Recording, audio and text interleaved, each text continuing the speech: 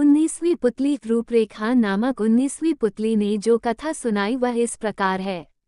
राजा विक्रमादित्य के दरबार में लोग अपनी समस्याएं लेकर न्याय के लिए तो आते ही थे, कभी कभी उन प्रश्नों को लेकर भी उपस्थित होते थे जिनका कोई समाधान उन्हें नहीं सूझता था। विक्रम उन प्रश्नों का ऐसा सटीक हल निकालते थे कि प्रश्नकर्ता पूर्ण संतुष्ट हो जाता था। ऐसे ही एक टेढ़े प्रश्न को लेकर एक दिन दो तपस्वी दरबार में आए और उन्होंने विक्रम को अपने प्रश्न का उत्तर देने की विनती की। उनमें से एक का मानना था कि मनुष्य का मन ही उसके सारे क्रियाकलाप पर नियंत्रण रखता है और मनुष्य कभी भी अपने मन के विरुद्ध कुछ भी नहीं कर सकता है। दूसरा उसके मत से सहमत नहीं था। उसका कहना था कि मनुष्य का ज्ञान उसके सारे क्रियाकलाप नियंत्रित करता है। मन भी ज्ञान का दास है और वह भी ज्ञान द्वारा दिए गए निर्देशों का पालन करने को बाध्य है। राजा विक्रमादित्य ने उनके विवाद के विषय को गौर से सुना पर तुरंत उस विषय पर अपना कोई निर्णय नहीं दे पाए। उन्होंने उन दोनों तपस्वियों को कुछ समय बाद आने को कहा। जब वे चले गए तो विक्रम उनके प्रश्न के बारे में सोचने लगे जो सचमुच ही बहुत टेढ़ा था। उन्होंने एक पल सोचा कि मनुष्य का मन सचमुच बहुत चंचल होता है और उसके वशीभूत होकर मनुष्य सांसारिक वासना के अधीन हो जाता है। मगर दूसरे ही पल उन्हें ज्ञान की याद आई। उन्हें लगा कि ज्ञान सचमुच मनुष्य को मन का कहा करने से पहले विचार कर लेने को कहता है और किसी निर्णय के लिए प्रेरित करता है। विक्रम ऐसे उलझे सवालों का जवाब सामान्य लोगों की जिंदगी में खोजते थे, इसलिए वे साधारण नागरिक का वेश बदलकर अपने राज्य में निकल पड़े। उन्हें कई दिनों तक ऐसी कोई बात देखने को नहीं मिली जो प्रश्न को हल करने में सहायता करती। एक दिन उनकी नज़र एक ऐसे नौजवान पर पड़ी जिसके कपड़ों और भावों में उसकी विपन्नता झलकती थी। वो एक पेड़ के नीचे थककर आराम कर रहा था। बगल में एक बैलगाड़ी खड़ी थी जिसकी वो कोचवानी करता था। राजा ने उसके निकट जाकर देखा तो वे उसे एक झलक में ही पहचान गए। वो उनके अभिन्न मित्र सेठ गोपाल दास का छोटा बेटा था। सेठ गोपाल दास बहुत बड़े व्यापारी थे और उन्होंने व्यापार से बहुत धन कमाया था। उनके बेटे की ये दुर्दशा देखकर उनकी जिज्ञासा बढ़ गई।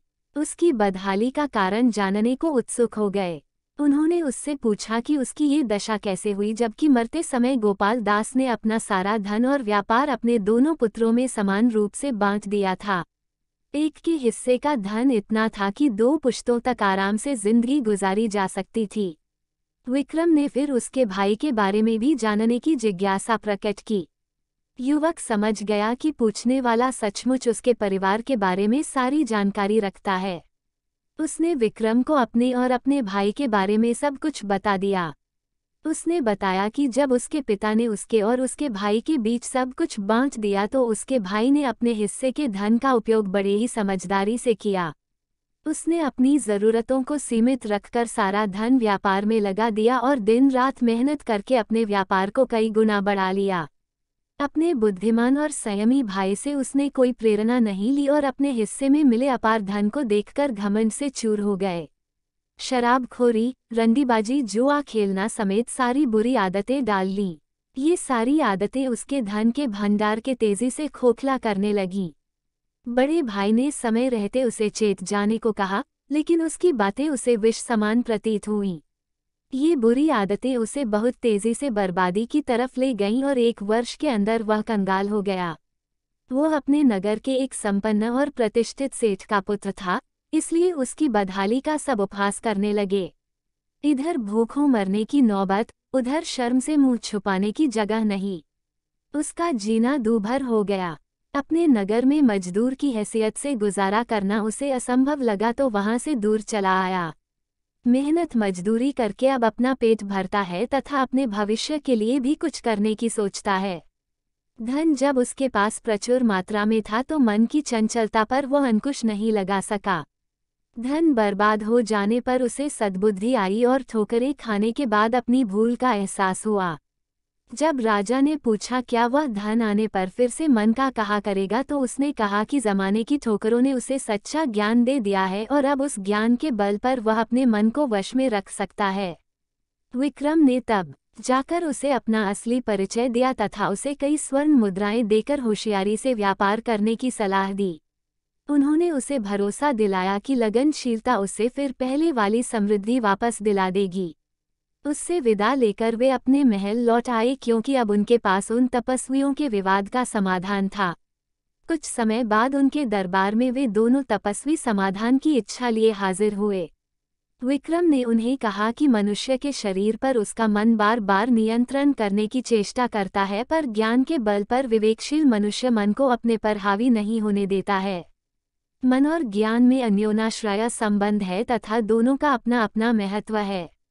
जो पूरी तरह अपने मन के वश में हो जाता है उसका सर्वनाश अवश्यंभावी है। मन अगर रथ है तो ज्ञान सारथी, बिना सारथी रथ अधूरा है। उन्होंने सेठ पुत्र के साथ जो कुछ घटा था उन्हें विस्तार पूर्वक बताया तो उनके मन में कोई संशय नहीं रहा।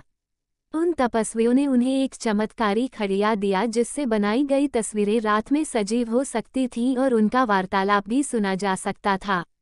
विक्रम ने कुछ तस्वीरें बनाकर खड़िया की सत्यता जानने की कोशिश की तो सचमुच खड़िया में वह गुण था। अब राजा तस्वीरें बना बनाकर अपना मन बहलाने लगे। अपनी रानियों की उन्हें बिल्कुल सुधि नहीं रही। जब रानियां कई दिनों के बाद उनके पास आईं तो राजा को खड़िया ने चित्र बनाते हुए देखा। रानियों ने आकर उनका ध्यान बटाया तो राजा को हंसी आ गई और उन्होंने कहा वे भी मन के अधीन हो गए थे। अब उन्हें अपने कर्तव्य का ज्ञान हो चुका है।